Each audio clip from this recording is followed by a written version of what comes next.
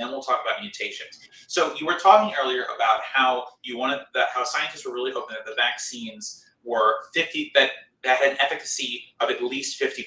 So first of all, what does efficacy mean in this context? And just to the best of your ability. And why is that 50% number so important? So, this is a great question and a great opportunity to explain to people of even experts in their field are always learning.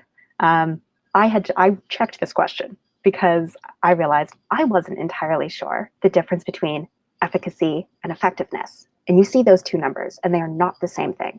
So the efficacy number is what came out of the clinical trials. So those are generally controlled trials with placebo groups, and we see that that's what has been studied. Effectiveness numbers are going to be lower because effectiveness is what happens in the real world. So it will involve a much higher number of people who have complications and real world issues. So part of the reason we're hoping for, again, it's risk mitigation is what the objective in most public health campaigns is. And right. So we're really just looking to reduce the amount of harm that's done to individual people. Exactly. So that 50% number it's not a calculated number. It's just this is a great benchmark because if the vaccine is 50% effective, let's say, and if we get it to everybody, then we are looking at least a pretty decent amount of decline. The fact that we ended up seeing 90% from Pfizer and Moderna, and I believe it was 70 something efficacy from J&J are great numbers. That's really great. Okay, so we're seeing those numbers and they're being reported in the media. So I know you said that the media has been confusing those. Can you talk a little bit about why the headlines are confusing and why you shouldn't be as worried about some of those numbers? Because these vaccines are out in the world, right? Doctors are prescribing them. Our public health officials are saying to go get them. Many people's personal GPs, general practitioners, your regular doctors telling you that you should get this. So why should we be not as concerned about those numbers? And why is the constant screaming of those numbers, even if they don't look 100%, not as problematic to us? Why don't we need 100%, I guess, is the real question here. So part of, some of this is going to be me stepping outside my scientist role, because I do think a lot of the media coverage at this point is a reaction to kind of how scary this was. This is something no one in our lifetime has really had to encounter before, of a thing that we don't understand, that is making people sick, that we can't control, and having to lock down for months when we thought maybe it was only going to be 2 weeks.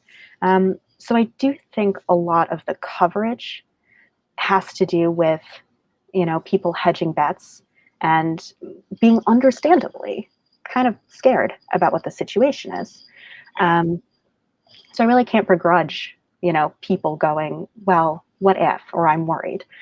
In terms of we don't need 100%, is you don't need the vaccine to be 100%, but you do need vaccine uptake to be as close to 100% as you can get.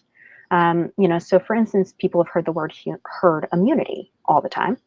In order to reach herd immunity, we need about somewhere 70 to 90% of the population to get vaccinated. Even if that vaccine, real quick, can you just define what herd immunity is? Because we've heard that word, but I don't think a lot of people really understand it. Of course. So herd immunity, if all the way back when we were just talking at the beginning, I was explaining to you that even if you as a vaccinated person get infected, transmission stops if you were only surrounded by vaccinated people. The likelihood of transmission goes down. Even if one person gets infected, as opposed to if one person's infected and everyone around them is unvaccinated, transmission can continue. What herd immunity essentially means, herd immunity refers to the situation in which everyone around you is vaccinated, so transmission will essentially stop. It doesn't mean no one gets infected. It means transmission decreases. And again, great. Thank you. Of course, it's something I saw on the internet, Dr. Fauci has given a couple interviews about this, and he has mentioned both a 70% number and a 90% number, and people say, well, you're changing your mind. And it's, no, part of it is 70% could have been enough, but, with more contagious variants out there, maybe we do need a higher percentage of people vaccinated. So the key takeaway here is the vaccine itself doesn't have to be perfect, but we all do need to take the vaccine. Right. Everyone who is medically able to do so. Yeah, and by the way, again, like we've been saying, if you have questions about whether you're medically able, talk to your doctor, right? The person who knows you best, who has been evaluating your body for as many years, whatever. They have all your charts. They know things like your allergies and whether you're immunocompromised or what have you. Talk to your doctor. I know it sounds like one of those stupid commercials, but like really do talk to your doctor about the coronavirus vaccine if you have questions, because they will know what's best for you.